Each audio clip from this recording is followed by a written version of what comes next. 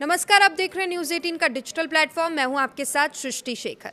विदेश मंत्रालय के एक वरिष्ठ अधिकारी ने पासपोर्ट सेवा दिवस के मौके पर यह बात कही कि भारतीय पासपोर्ट एक यात्रा दस्तावेज है और नागरिकता का सबूत नहीं। इस बयान के बाद सोशल मीडिया पर खूब बहस छिड़ गई है और लोग पूछने लगे हैं कि अगर पासपोर्ट, आधार कार्ड और वोटर आईडी नागरिकता का सबूत नहीं है तो फिर असली सबूत क्या है।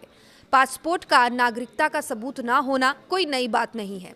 ये बात सालों से कानून में लिखी हुई है। पासपोर्ट को लेकर एक बात बार बार कही जाती रही है कि ये किसी व्यक्ति की भारतीय नागरिकता का सबूत नहीं है, लेकिन कानूनी तौर पर यह बात सही नहीं है। पासपोर्ट सिर्फ एक यात्रा दस्तावेज है और नागरिकता का अंतिम प्रमाण नहीं। ये कोई नई बात नहीं है, ये बात सालों से कानून में भी लिखी हुई है।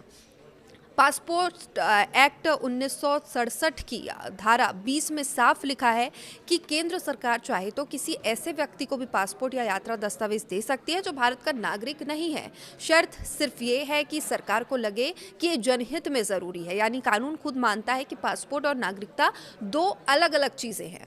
आमतौर पर भारतीय पासपोर्ट भारतीय नागरिकों को ही मिलता है, लेकिन ये कोई पूरी तरह से बंधा हुआ नियम नहीं है। धारा 20 के तहत इसमें छूट का प्रावधान भी है। अब बॉम्बे हाईकोर्ट का फैसला आपको बताते हैं। साल 2013 में बॉम्बे हाईकोर्ट ने भी अपने एक फैसले में यही बात साफ कही थी कि पासपोर्ट होने का मतलब ये नहीं कि व्यक्ति भारत का नागरिक ही है। कोर्ट ने कहा था कि पासपोर्ट को नागरिकता के अंतिम सबूत के तौर पर नहीं देखा जा सकता, तो जन्म और वंश से नागरिकता साबित होती है। 26 जनवरी 1950 से 1 जुलाई 1987 के बीच भारत में जन्मे हर व्यक्ति को नागरिकता मिली।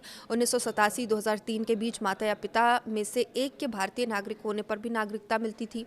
अब 2003 के बाद दोनों माता पिता भारतीय नागरिक हो या एक नागरिक हो और दूसरा अवैध प्रवासी ना हो, विदेश में जन्मे बच्चे को भारतीय माता पिता के आधार पर वंश से नागरिकता मिल सकती है, बशर्ते उनका जन्म 1 वर्ष के जो इन वर्ष है उसके भीतर भारतीय दूतावास में पंजीकृत कराया जाए।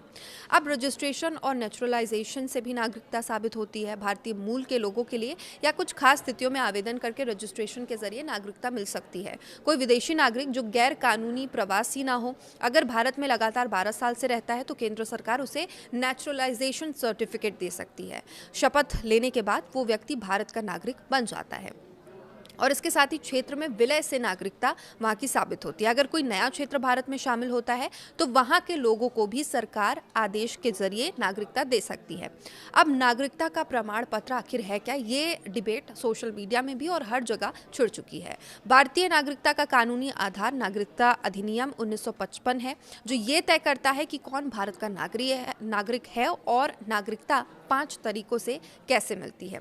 इन प्रक्रियाओं के बाद जारी सिटीजनशिप सर्टिफिकेट यानी कि नागरिकता प्रमाण पत्र ही नागरिकता का औपचारिक प्रमाण होता है।